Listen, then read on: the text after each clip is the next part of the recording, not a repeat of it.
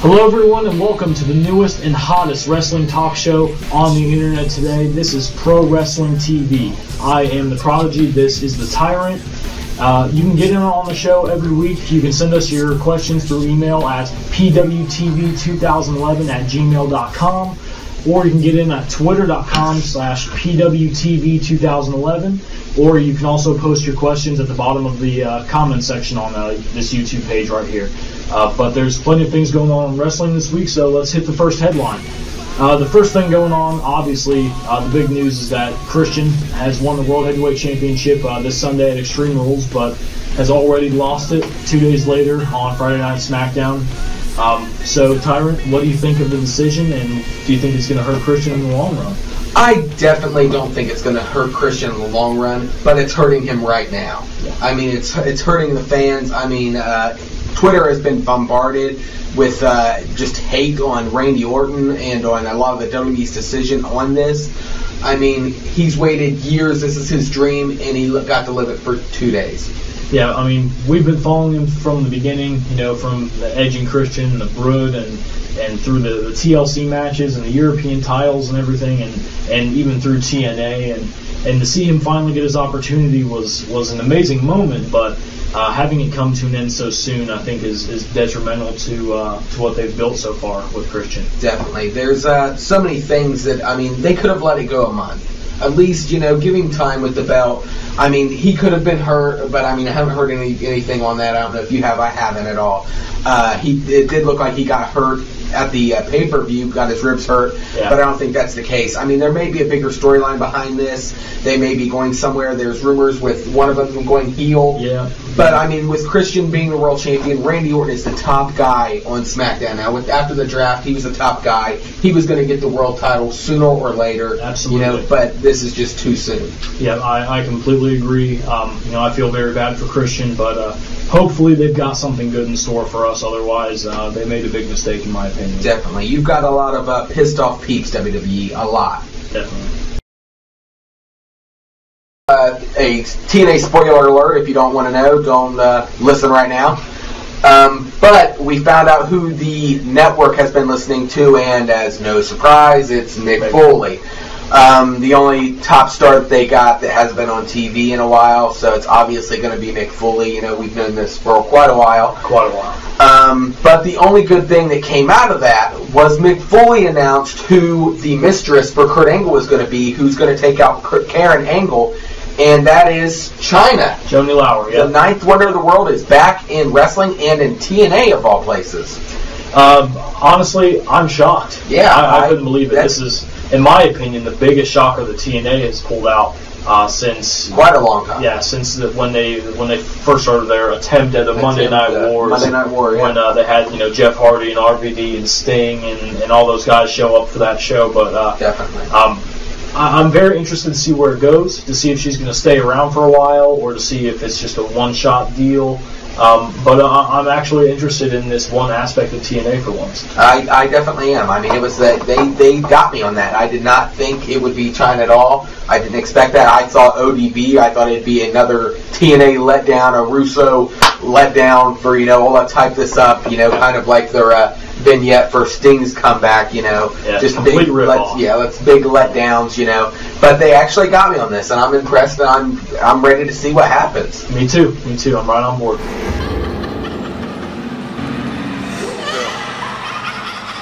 Alright, Awesome Kong, now known as Karma in the WWE, has been making a huge impact recently. On this week's episode of SmackDown, Karma appears to actually injure Alicia Fox during their angle. Rumors have stated that there's a ton of heat on Karma backstage because she's been a little too aggressive in the ring. Do you think that Karma should tone it down a notch?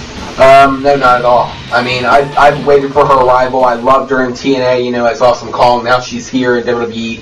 And she's doing what her promos prevailed, you know. She was going to break these Barbies, and that's what she's doing, one by one. It's perfect. I mean, you know, she came in there at the pay-per-view, she came in there on Raw, and now she's on SmackDown. I mean, is she even on a brand?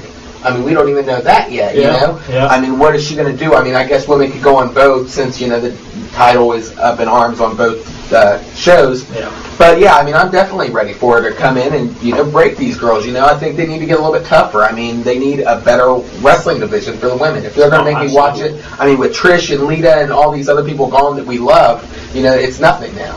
So let's kick it up a notch.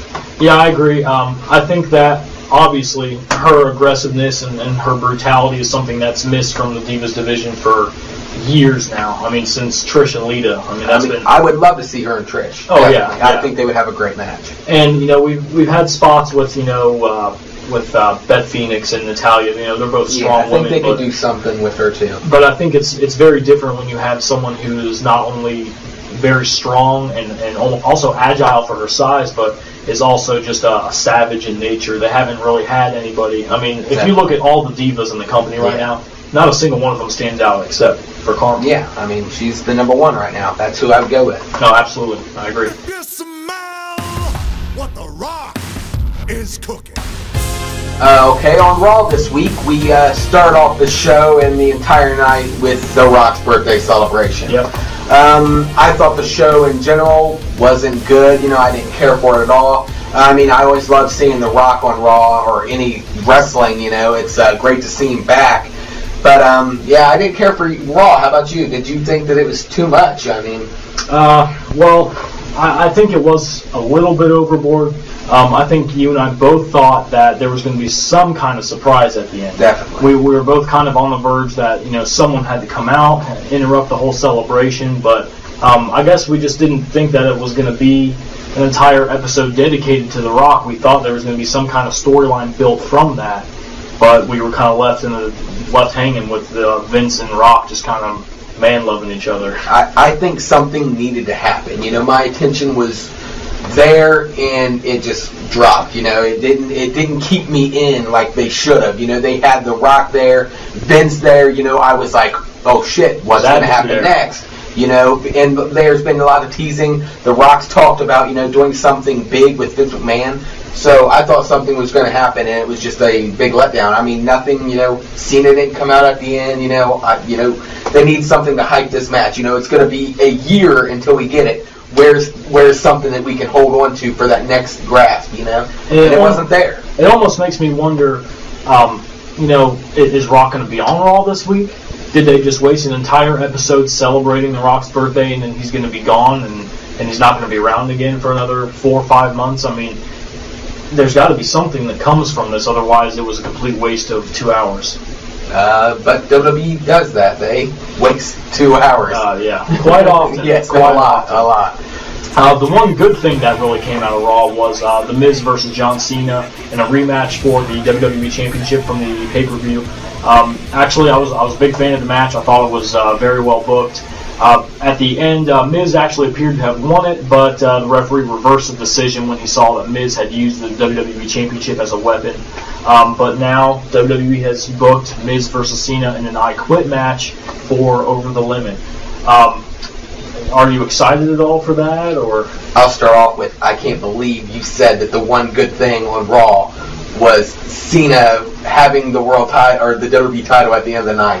That's awful. That should never be said by anybody. You're not 5 years old. You're not a female. That is true. You're not allowed to say that. I have to apologize for that. Let me kind of rephrase that. The one good thing was the thought of Miz taking the championship back in the match. All right. Yes, the overall outcome was terrible, but the match itself was pretty good. And to the pay-per-view match that's coming up, the I Quit match, no, it's awful.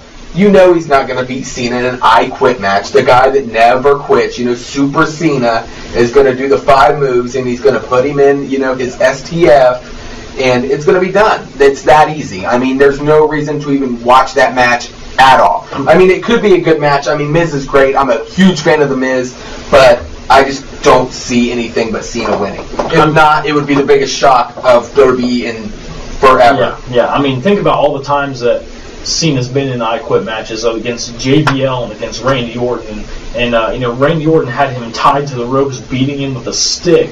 and he still didn't give up. I mean, it's like, he's Super Cena. He's obviously not going to quit, so I really fear that this is just leading to another Miz pay-per-view loss. Definitely. I mean, it really is. And I mean, we have seen enough, Oh, yeah. We're done. Big time. Let's change it up. He needs a character change. Something needs to be done with WWE and John Cena. Absolutely. I mean, I know it probably will not happen until after his confrontation with The Rock. Oh, yeah. Understandable, but still after that, just please change it up so it can be interesting again. Yep. Read the words that are written in my face. Oh, I believe them. I believe. It's a shame.